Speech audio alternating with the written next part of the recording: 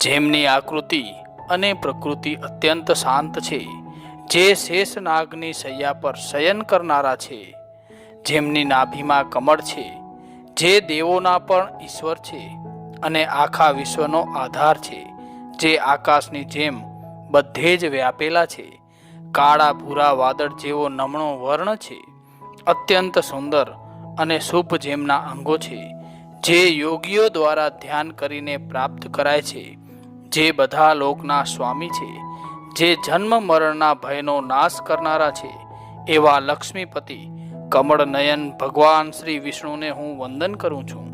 ભગવાન વિષ્ણુને અત્યંત પ્રિય એવી મોક્ષદા વૈકુંઠપ્રદા દેવશયની એકાદશીને હરિશયની અને પદ્મા એકાદશી તરીકે પણ ઓળખવામાં આવે છે.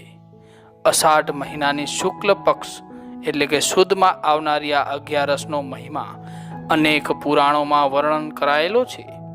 દેવશયની એકાદશીથી ચાતુર્માસનો આરંભ થાય છે, જે કાર્તિક શુક્લ દેવ પ્રબોધિની એકાદશીએ પૂરો થાય છે.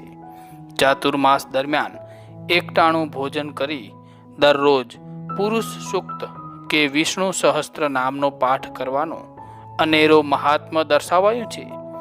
આ દિવસથી ભગવાન વિષ્ણુના 4 મહિના સુધી પાતાળ લોકમાં નિવાસ કરે છે અને ક્ષીર સાગરની અનંત શૈયા પર શયન કરે છે. ક્ષીર સાગરમાં તે શેષ નાગ પર નિંદ્રાધીન થાય છે. એટલે આ 4 માસ વિશ્વંભર પુષ્ટિકારક એટલે કે પોષણ કરનાર ઈશ્વરીય શક્તિ સુષુપ્ત રહેવાથી વિવાહ, યજ્ઞોપવિત, ગૃહ પ્રવેશ જેવા અનેક શુભ અને માંગલિક કાર્યો તે ગાળામાં કરવામાં આવતા નથી. તે દરમિયાન સાધુ, સંત, મહાત્મા, ભક્ત એક સ્થાને રહીને સાધના કે ઉપાસના કરે છે. દેવ પ્રબોધિની એકાદશીએ ભગવાન વિષ્ણુને જગાડવામાં આવે છે. ત્યારે આ શ્લોક બોલાય છે: સુપ્તે ત્વયી જગન્નાથ જગત સુપ્તમ ભવેદિદમ વિબુદ્ધે ત્વયી બુદ્ધયે જગત સર્વ યશચરણમ. હે જગન્નાથ, તમે સૂઈ જાઓ છો ત્યારે આ આખું જગત સૂઈ જાય છે, અને તમે જ્યારે જાગો છો ત્યારે આ ચર અને અચર સૃષ્ટિના બધા જ જાગૃત થાય છે. દેવશયની એકાદશી વ્રત કરનારને મરણોત્તર મોક્ષ કે વિષ્ણુ લોક તો પ્રાપ્ત થાય જ છે, એ સાથે સાથે એના જીવન પર્યંત તે પુણ્યનું અર્જન કરી, તે સત્કર્મ કરી અભીષ્ટ ફળ પ્રાપ્ત કરે છે. તે વ્રતધારી ધન, વૈભવ, યશ અને કીર્તિને ખ્યાતિ પ્રાપ્ત કરે છે. અને આજના દિવસે દેવશયની એકાદશીના દિવસે વ્રતકથા સાંભળવાનો અનેરું મહત્વ છે.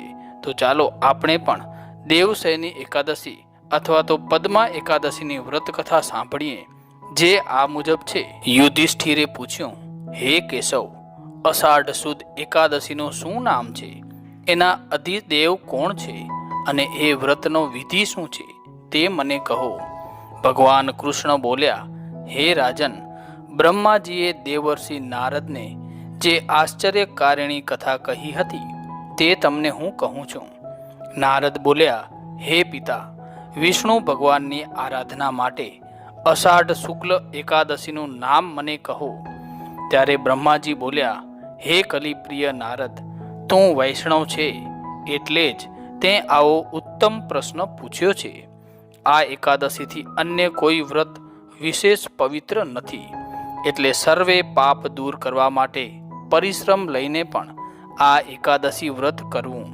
એટલે હું આ અષાઢ શુક્લ એકાદશીનું તને વ્રત કહું છું. આ એકાદશીનું વ્રત પુણ્યકારી, પાપનાશક અને સર્વે કામનાઓ પરિપૂર્ણ કરનારું છે. જેઓ આ વ્રત કરતા નથી તેઓ નરકની જ ઈચ્છા કરે છે એમ સમજવું. અષાઢ શુક્લ એકાદશી પદ્મા નામથી પ્રસિદ્ધ છે. ભગવાન ઋષિકેશ વિષ્ણુને પ્રસન્ન કરવા માટે આ વ્રત અવશ્ય કરવું. એ માટે હું એક પૌરાણિક કથા કહું છું, જેના શ્રવણ માત્રથી મહાપાપ નષ્ટ થાય છે. પૂર્વે સૂર્યવંશી માંધાતા નામે ચક્રવર્તી રાજા હતો. એ પ્રતાપી અને સત્ય પ્રતિજ્ઞ હતો.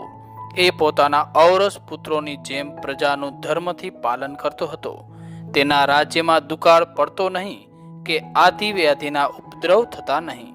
એની પ્રજા ધન ધાન્યથી સમૃદ્ધ અને આતંક રહિત હતી. એના રાજકોષમાં અન્યાયથી પ્રાપ્ત થયેલું દ્રવ્ય હતું નહીં. આમ રાજ્ય કરતા કરતા ઘણા વર્ષ વહી ગયા. ત્યાં પાપ કર્મના ફળરૂપ એક એવો સમય આવ્યો કે એના રાજ્યમાં સતત 3 વર્ષ સુધી વૃષ્ટિ થઈ નહીં. એટલે એની પ્રજા ઉદ્વેગ પામી અને ક્ષુધાથી પીડાવા માંડી અને પ્રજા અન્નની કમીના કારણે દુઃખી રહેવા લાગી. રાજ્યમાં યજ્ઞ બંધ થઈ ગયા. એક દિવસ પ્રજા રાજાની પાસે જઈને પ્રાર્થના કરવા લાગી કે હે રાજન, સમગ્ર વિશ્વની સૃષ્ટિનું મુખ્ય કારણ વર્ષા છે. તે વર્ષાના અભાવથી રાજ્યમાં અકાળ પડી ગયો છે અને પ્રજા મરી રહી છે. હે રાજન, તમે એવો કોઈ ઉપાય બતાવો કે જેનાથી લોકોના દુઃખ દૂર થાય. તેથી રાજા માંધાતા બોલ્યા, તમે લોકો ઠીક કહો છો. વર્ષાના ન થવાના કારણે જ પ્રજાએ દુઃખ ભોગવવું પડ્યું છે. હું ઘણું જ વિચારું છું તો પણ મને કોઈ દોષ દેખાતો નથી. તમારા લોકોના દુઃખ કરવા માટે ઘણા જ પ્રયત્ન કરું છું. આમ કહી અમિત સામર્થ્યવાળો એ રાજા પરમાત્માને નમન કરીને ઘોર વનમાં ચાલ્યો ગયો અને મહાન ઋષિઓના આશ્રમોમાં ભમવા માંડ્યો. ત્યાં પોતાના દૈદીપ્યમાન તેજથી બીજા બ્રહ્મા હોય એવા બ્રહ્માના પુત્ર અંગીરા ઋષિના આશ્રમમાં ગયો. એમને જોતાં જ પ્રસન્ન થયેલો રાજા અશ્વ પરથી નીચે ઉતરી ગયો અને એમની સમક્ષ પ્રણામ કરીને હાથ જોડીને ઊભો રહ્યો. ઋષિએ એને આશીર્વાદ અને અભિનંદન અર્પ્યા અને રાજ્યના 7 અંગના કુશળ સમાચાર પૂછ્યા. એટલે રાજાએ વિનમ્રતાથી એવું નિવેદન કર્યું કે જ્યારે મુનિવર અંગીરાએ રાજાના આગમનનું કારણ પૂછ્યું ત્યારે એણે કહ્યું, હે ભગવાન, હું ધર્મથી પૃથ્વીનું પાલન કરું છું, છતાં મારા દેશમાં અનાવૃષ્ટિ છે. એનું કારણ મને સમજાતું નથી. એ સંશયને આપ દૂર કરો અને મારી પ્રજાના યોગક્ષેમનો ઉપાય દર્શાવો. ઋષિ બોલ્યા, આ સર્વે યુગોમાં ઉત્તમ એવો સત્યયુગ છે. આ યુગમાં બ્રાહ્મણ આદિ ચતુર્વર્ણ છે અને ધર્મના પણ ચતુષ્પાદ છે. આ યુગમાં બ્રાહ્મણોને જ તપનો અધિકાર છે, અન્યને નથી. છતાં તારા દેશમાં શૂદ્ર તપશ્ચર્યા કરે છે, એટલે અનધિકારી કાર્યથી જ તારા દેશમાં વૃષ્ટિ થતી નથી. એટલે શૂદ્રનો વધ કરો એટલે દોષનું શમન થાય. રાજા બોલ્યો, હે ભગવાન, શૂદ્ર છતાં એ તપશ્ચર્યા કરે, પરંતુ એને અપરાધ વગર હું હણીશ નહીં. એટલે ઉપદ્રવ શાંત કરવા માટે અન્ય કોઈ વ્રત કહો.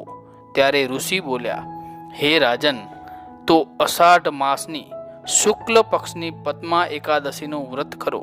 એના પ્રભાવથી અવશ્ય વૃષ્ટિ થશે. એ સર્વ સિદ્ધિપ્રદા અને સર્વ ઉપદ્રવ શમન કરનારી છે. રાજાએ સર્વે પ્રજાજનો સાથે એકાદશીનું વ્રત કર્યું.